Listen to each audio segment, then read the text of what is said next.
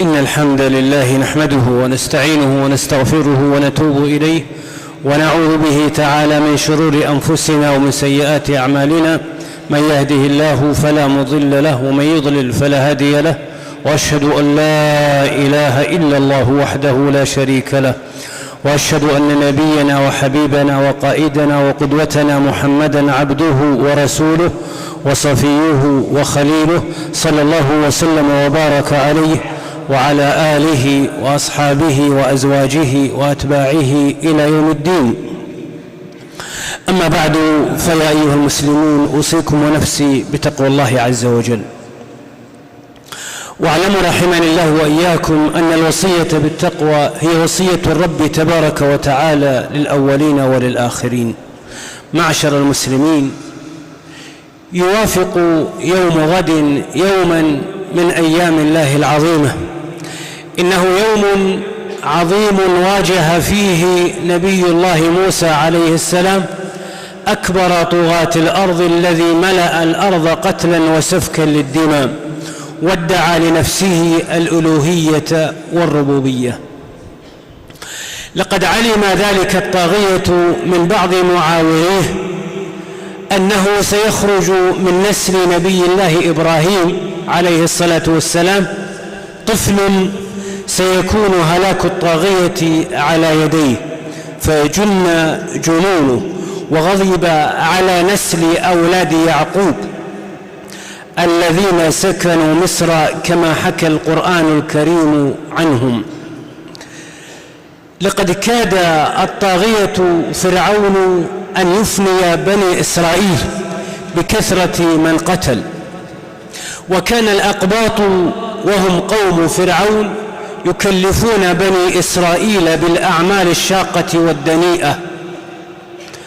فقيل لفرعون إنهم إن أهلكوا عدم الناس الخدم، فأمر أن يكون قتل الأطفال في سنة ويترك قتلهم في سنة أخرى. فأراد الله لحكمة يعلمها وهو الحكيم العليم، أراد أن يولد موسى عليه الصلاة والسلام في سنة القتل. لقد كان الطاغية الأثيم يظن أنه بهذه البربرية والهمجية والقسوة والظلم كان يظن أنه يرد قضاء الله النافذ ويقف في وجهه قدره مكتوب. لقد أسال دماء غزيرة وسفكها ظلما وعدوانا بقصد إخراس صوت الحق ومن أجل غلام واحد، وذلك غاية الظلم والطغيان والجبروت. ولكن الله يمهل ولا يهمل،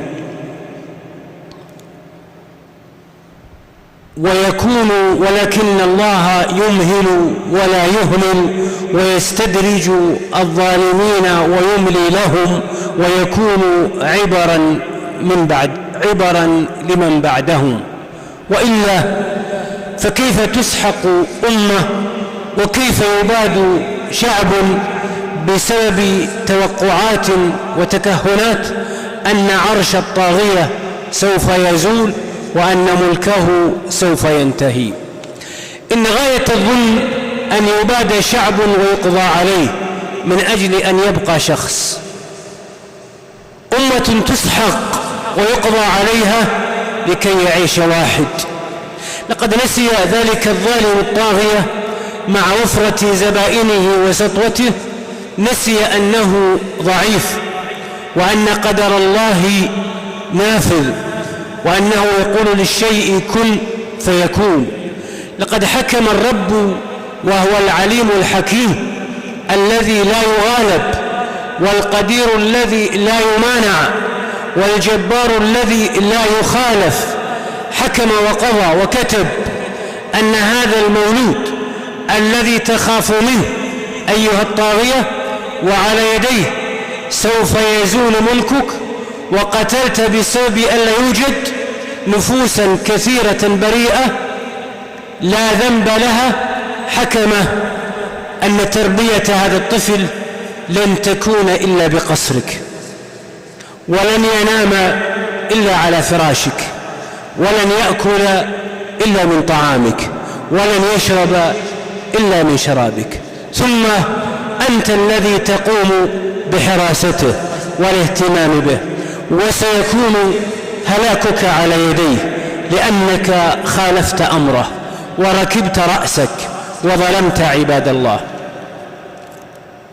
لتعلم أنت وسائر خلق الله أن الله عز وجل هو الفعال لما يريد، ولا يكون إلا ما يحكم به.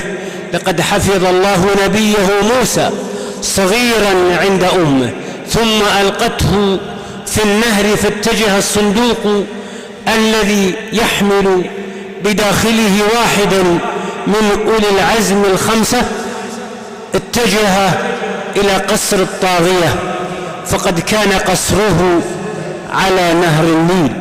قال تعالى حكاية عنه: وهذه الأنهار تجري من تحتي أفلا تبصرون.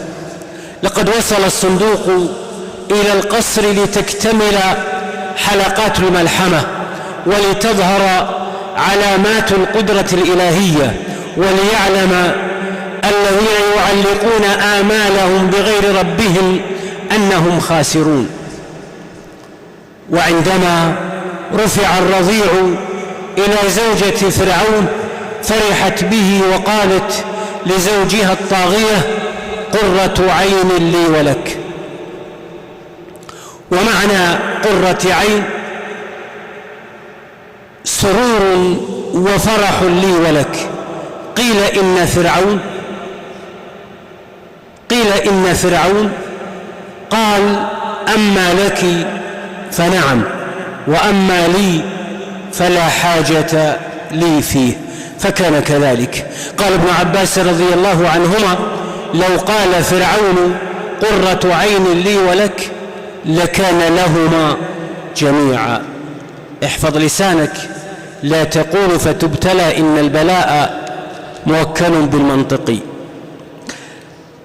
البلاء موكل بالمنطق، فقد هدى الله آسية زوجة فرعون فآمنت بموسى فأسكنها الله جنته، وأما فرعون فقد خذله الله ومات غريقا ذليلا، وفي الآخرة مآله إلى جهنم وبئس المصير.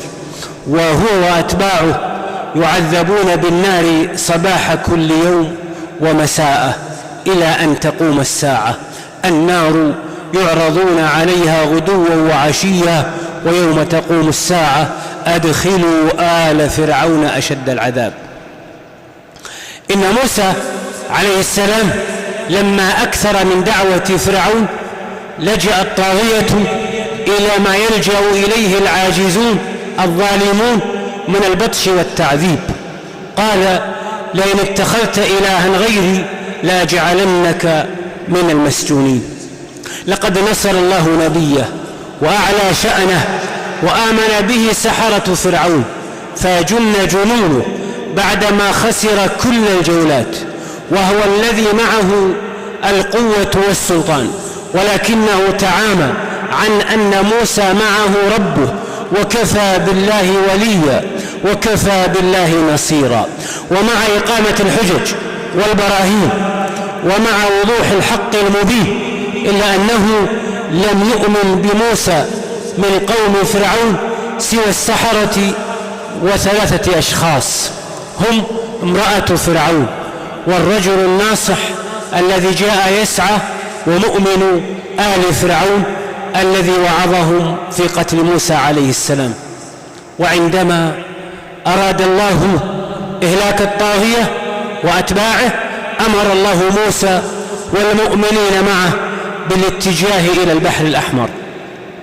ولما وصله موسى أمره الله أن يضربه بعصاه، ففتح الله بالضربة 12 طريقا يابسا، حيث صار الماء السيال بين هذه الطرق كالجبال الشامخة. فلما تكامل خروج قوم موسى من البحر وتكامل دخول قوم فرعون أمر الله البحر فانطبق عليهم. فما أعظمه من مشهد. إن تلك ليست نظريات علمية ولا تدبيرات أرضية، لكنها أوامر ممن يقول للشيء كن فيكون، وفي لحظة واحدة يرتفع الماء وتجف الأرض، فالله أكبر ولله الحمد. وبعد، فإن المسلمين أحق بموسى من اليهود، ونبي الله موسى له شأن عظيم ومكانة عالية عند الله. وعندما أوذي نبينا صلى الله عليه وسلم ذات يوم وهو يقسم مالا، حيث قال له رجل: هذه قسمة ما أريد بها وجه الله، فقال صلى الله عليه وسلم: رحم الله موسى، لقد أوذي بأكثر من هذا فصبر. رواه البخاري ومسلم. ويقول صلى الله عليه وسلم: لا تفضلوني على موسى، فإن الناس يصعقون فأكون أول من يفيق، فأجد موسى ماسكا بقائمة العرش، فلا أدري أصعق فأفاق قبلي أم جوزي بصعقة الطور. رواه البخاري ومسلم. تلكم هي منزلة نبي الله موسى عليه السلام في ديننا، نبي مكرم أدى الأمانة وبلغ الرسالة، ولم تكن أمة محمد صلى الله عليه وسلم أولى بموسى من اليهود، إلا لأن أمة محمد على المعتقد الصحيح والدين الحق. فما أجمل أن يري المسلمون ربهم من أنفسهم خيرا ويتمسكوا بدينهم ويخالفوا اليهود. ألا وإن من مخالفتهم أن يصام يوم مع يوم عاشوراء، ومن فاته صيام اليوم فلا يفوته صيام يوم غد السبت والأحد، ومن أراد أن يصوم يوما واحدا فليصم غدا السبت، ولا بأس بذلك ولا حرج ولا كراهة. في عاشوراء معشر الإخوة يرقص اليهود، يعصون الله ولا يفعلون ما يؤمرون، ويلطم الروافض ويبكون فتسيل دماؤهم ويتعذبون، ويصوم أهل السنة ويستغفرون فتغفر خطاياهم. فالحمد لله الذي هدانا لهذا، وما كنا لنهتدي لولا أن هدانا الله. أسأل الله بمنه وكرمه وفضله أن يتقبل مني ومنكم ومن جميع المسلمين. أقول هذا القول وأستغفر الله لي ولكم ولسائر المسلمين من كل ذنب، فاستغفروه وتوبوا إليه، إنه تعالى هو الغفور الرحيم.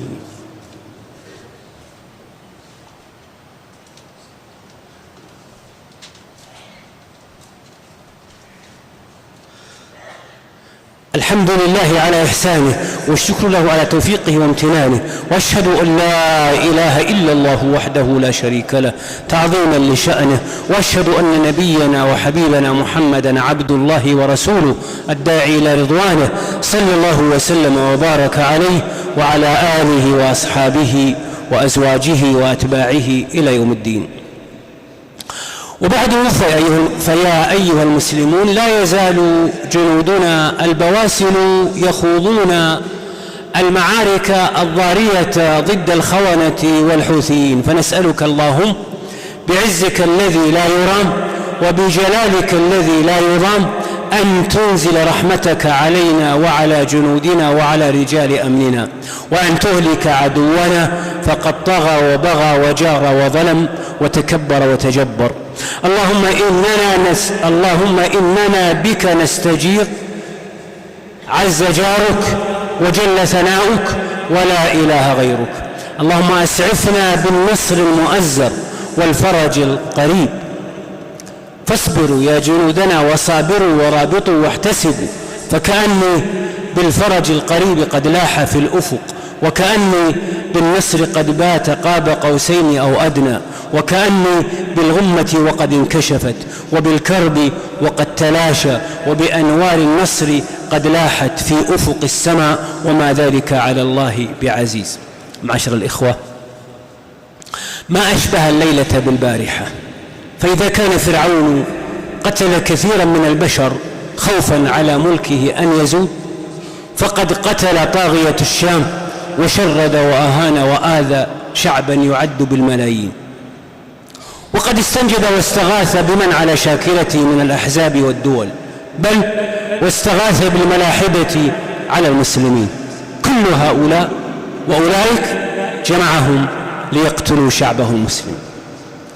إن طغاة كل زمن يحاسبون الناس وينسون فعالهم. فرعون ادعى الألوهية والربوبية وقتل الآلاف، ثم يقول لموسى متفاخرا: وفعلت فعلتك التي فعلت.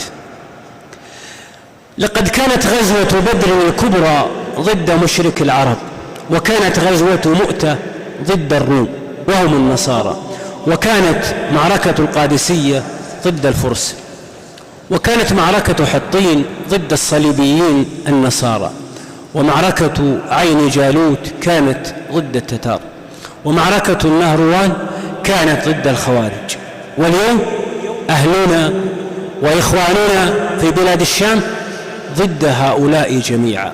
فاللهم إننا نسألك لهم نصرا مؤزرا وفرجا عاجلا تشفي به صدورنا وتنصر به إخواننا. اللهم إن أهل سوريا خائفون من البطش والقتل، فاربط على قلوبهم وثبتهم واجمع كلمتهم على الحق. اللهم ارفع معنوياتهم وقوي عزائمهم وأعنهم وانصرهم على أعدائهم. اللهم انصر شباب فلسطين وفك أسر أولى القبلتين وثالث الحرمين ومسرى رسولنا الأمين. اللهم إن أهلنا في فلسطين مقهورون، فاقهر عدوهم وزلزل أركانه واجعل الدائرة تدور عليه واهزمه شر هزيمة. اللهم انصر الإسلام والمسلمين في كل مكان وانتقم ممن يحارب الإسلام والمسلمين يا رب العالمين. أيها الإخوة المؤمنون، يقول عز من قائل عليما: إن الله وملائكته يصلون على النبي يا أيها الذين آمنوا صلوا عليه وسلموا تسليما. اللهم صل وسلم وبارك على عبدك ورسولك محمد، وارض اللهم عن خلفائه الأربعة الراشدين أبي بكر وعمر وعثمان وعلي، وعن بقية الصحابة أجمعين، وعن التابعين وتابعيهم ومن تبعهم بإحسان إلى يوم الدين، وعنا معهم بعفوك وكرمك وامتنانك، إنك أنت يا ربنا أكرم الأكرمين. اللهم أعز الإسلام والمسلمين، اللهم أعز الإسلام والمسلمين، اللهم أعز الإسلام والمسلمين. اللهم ومن أرادنا أو أراد إخواننا المسلمين بسوء فأشغله في نفسه. اللهم آمنا في دورنا وأصلح أئمتنا وولاة أمورنا. اللهم وفق ولي أمرنا لما تحب وترضى واجعل عمله في طاعتك يا رب العالمين. اللهم وفق ولاة أمور المسلمين للعمل بكتابك وتحكيم سنة نبيك محمد صلى الله عليه وسلم. اللهم ول على المسلمين خيارهم واصرف عنهم شرارهم يا رب العالمين. اللهم انصر عبادك المجاهدين في سبيلك وارحم عبادك المستضعفين، وعليك بأعدائك أعدائهم الذين يؤذونهم ويحاربونهم ويضطهدونهم. اللهم عليك بهم فإنهم لا يعجزونك. ندرأ بك اللهم في نحورهم ونعوذ بك اللهم من شرورهم. اللهم احصهم عددا واقتلهم بددا ولا تبق منهم أحدا. اللهم اغفر لجميع الحاضرين ولوالديهم. اللهم اغفر لجميع المسلمين والمسلمات والمؤمنين والمؤمنات الأحياء منهم والأموات برحمتك يا أرحم الراحمين. اذكروا الله العلي العظيم الجليل يذكركم، واشكروه على نعمه تعالى يزدكم، ولذكر الله أكبر والله يعلم ما تصنعون.